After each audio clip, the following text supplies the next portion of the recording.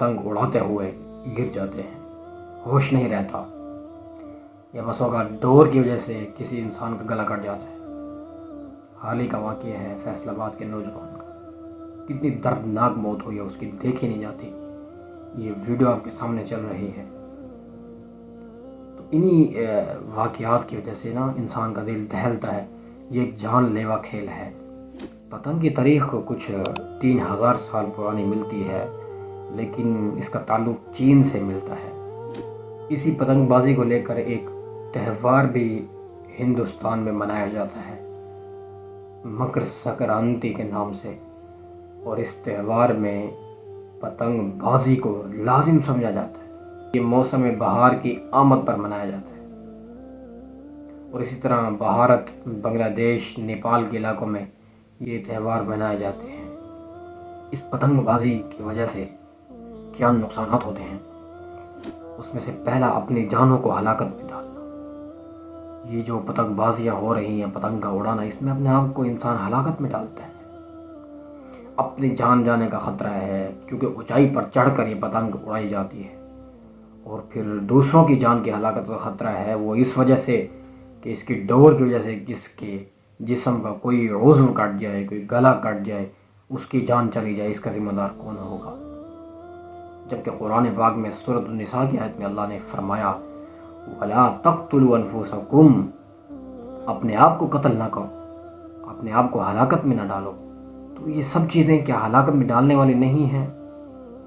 حتیٰ کہ حضور نے تو اس قدر تعلیم دی، فرمایا کہ کسی ایسی چھت پر کوئی بندہ سو گیا جو بے منڈیر ہے، جس کا منڈیر نہیں، تو پھر محمد اس کے ذمے سے بری ہے۔ پھر وہ اسلام سے کچھ نہ حق طلب کرے۔ اسلام تو حق دے رہا ہے، اسلام تو بتا رہا ہے کہ یہ کام نہیں کرنا، اپنے آپ کی حفاظت کرنی ہے، یہ زندگی بڑی قیمتی چیز ہے، یہ اوقات بڑے قیمتی ہے، کیوں ضائع کر رہے ہو مسلمانوں؟ کن غفلت کے کھیلوں میں پڑھ کر اللہ سے غافل ہو گئے، دین کے احکامات سے غافل۔ اور یہی وجہ ہے کہ پتنگ بازی کرتے ہوئے اللہ کے اوامر اور نواہی کا خیال نہیں رہتا، اس میں لگ کر نمازیں جا رہی ہیں، اللہ کے اوامر کی پاسداری نہیں ہو رہی، اس چیز کا خیال بھی نہیں رہتا انسان کو۔ اور پھر اسی کی وجہ سے شیطان آپس میں جھگڑے ڈلواتا ہے، پتنگ بازی کرنے کے دوران لڑائیاں پڑ جاتی ہیں۔ اور قرآن میں اللہ فرماتے ہیں انما یرید الشیطان ان یوقع بینکم العداوۃ والبغضاء فی الخمر والمیسر، سورۃ المائدہ ہے۔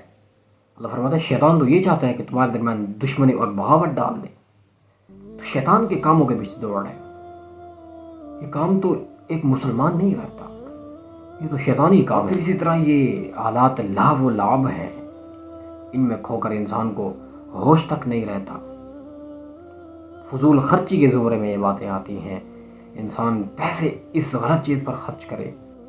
ان المبذرین کانوا اخوان الشیاطین، سورۃ بنی اسرائیل کی آیت، کہ فضول خرچی کرنے والے شیطان کے بھائی ہیں۔ تو کیا ان چیزوں میں پیسے لگانا کیا فضول خرچی نہیں ہے؟ اور پھر مسلمانوں کے معاشرے میں، مسلمانی ممالک میں یہ بات مسلمانوں پر کی جاتی ہے کہ مسلمان اس وقت کامیاب نہیں ہیں، معاشی اعتبار سے کمزور ہیں، ان کی یہ غلط کام ہے، ان کے معاشی فائنینشلی کیسے یہ مستحکم ہوں جبکہ ان کے کام ہی یہی ہیں۔ کوئی جو بڑی سطح پر مالدار ہے، سرمایہ دار ہے، وہ بڑی بڑی بلڈنگیں بنا رہے ہیں، کوئی برج خلیفہ بنا رہا ہے، کوئی سونے کے کمبوڈ پہ بیٹھ رہا ہے، کوئی بڑی ہیرے کی گاڑی لے کے پھر رہا ہے، کوئی سونے کی واچ پہن کے پھر رہا ہے، لیکن چھوٹے جو لوگ ہیں وہ ان چھوٹی چھوٹی چیزوں میں پیسے خرچ کر کے اپنے مال کو ضائع کرتے ہیں، پھر اللہ کی ناشکری کی طرف جاتے ہیں۔ وَكَانَ الشَّيْطَانُ لِرَبِّهِ كَفُورًا، شیطان بھی اپنے رب کا ناشکر ہے، تو جو فضول خرچ ہوگا وہ بھی رب کا ناشکر ہوگا، خرچ کرے۔ کیسا کھیل ہے یہ؟ کوئی کھیل ہے بتائیے؟ کھیل تو وہ ہوتا ہے کہ جس کا کوئی دنیا میں کوئی فائدہ ہو، آخرت میں تو ویسا ہی نہیں ہے کسی کھیل کا فائدہ، دنیا میں کوئی فائدہ نہیں ہے پتنگ بازی کا۔ اس پر ریسرچ کی ہے، اس لیے یہ میں آپ کو بتا رہا ہوں کہ پتنگ بازی میں کوئی فائدہ نہیں ہے، نہ دنیاوی نہ اخروی۔ یا پتنگ بازی بہت ممانعات ساتھ لے کر آتی ہے۔ ترمذی کی حدیث ہے، کامل مسلمان وہی ہے جس کی زبان اور اس کے ہاتھ سے دوسرے مسلمان محفوظ رہیں۔ کیا اس فیصل آباد کے واقعے میں اس مسلمان کے ہاتھ سے جو پتنگ بازی کر رہا تھا، کیا دوسرا نوجوان بچ سکا؟ اس کی ڈور تو پھر گئی، اس کی پتنگ کی ڈور نے ایک دوسرے نوجوان کی زندگی کی ڈور کاٹ دی نا، کون حساب دے گا اس چیز کا؟ کیا ایسے موتیں ہوتی رہیں گی؟ کوئی ایکشن نہیں لے جائے گا، کوئی قانون نہیں، کوئی نظام نہیں، کوئی ادارے کی طرف سے ایکشن نہیں، سب بے حس ہیں۔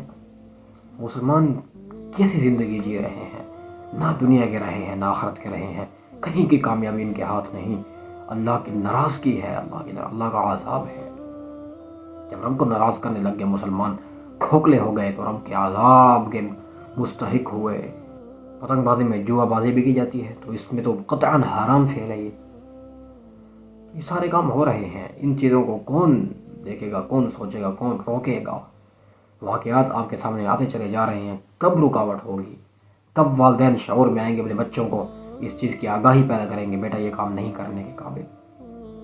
والدین کے لیے پیغام ہے کہ اپنے بچوں پر نظر رکھیں، ان کاموں سے دور رکھیں، شعور پیدا کیجیے، شعور، اسلام کے ساتھ محبت کیجیے۔ اسلام کی تعلیمات آپ کو مکمل نظام زندگی دیتی ہے، اس کو پڑھیے۔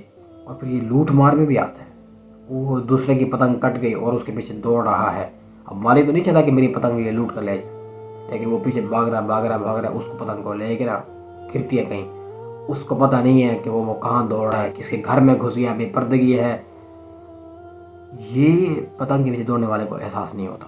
حضور اکرم صلی اللہ علیہ وسلم کے دور میں ایک شخص کو آپ سب نے دیکھا کہ وہ کبوتر کے پیچھے دوڑتا ہوا جا رہا ہے۔ حضور نے فرمایا کہ یہ ایک شیطان ہے اور وہ بھی ایک شیطان ہے، شیطان کے پیچھے دوڑ رہا ہے۔ کہ یہ حکم پتنگ کا نہیں ہے کہ ایک پتنگ کے پیچھے ایک آدمی دوڑ کر جا رہا ہے، کس چیز کا احساس بھی نہیں کہ کیا کر رہا ہے، وہ کہاں جا رہا ہے، کس طرف جا رہا ہے، کہیں گر جائے، جان چلی جائے، ایکسیڈنٹ ہو جائے، انسان کی آنکھیں اندھی ہو جاتی ہیں، صرف وہی نظر ہوتی ہے۔ علماء نے اس کو بھی اسی کے حکم میں لیا ہے، ابو داؤد کی حدیث ہے۔ ہاں، بچے اگر پتنگ کے چھوٹے موٹے اسکیچ بنا کر اور دھاگے لگا کر اگر لے اڑے پھریں اور ادھر ادھر گھومتے رہیں، یہ تو غبارے کے مانند ہوگی، اس کی کوئی ممانعت نہیں ہے۔ اگر پتنگ بازی کرنی ہے، بہتر تو یہی ہے کہ پتنگ بازی نہ کی جائے۔ اگر کرنی بھی ہے تو اس کے لیے مستقل منظم ایک نظام بنایا جائے، الگ میدان میں بنایا جائے۔ ایسے چین میں تو ہو رہا ہے، ہر سال ایسا ایونٹ بنایا جاتا ہے جس کے اندر غیر ملکی بھی آ کر اس میں حصہ لیتے ہیں اور پتنگ بازی کرتے ہیں اور کسی کو نقصان بھی نہیں ہوتا۔ تو یا پھر ایسا نظام بنایا جائے، جبکہ فائدہ کوئی نہیں۔ مسلمان کا مقصد یہ نہیں ہے، مسلمان کا مقصد بڑا اعلیٰ ہے، لمحہ مہلت ہے اور پھر اس طرح گزار رہا ہے۔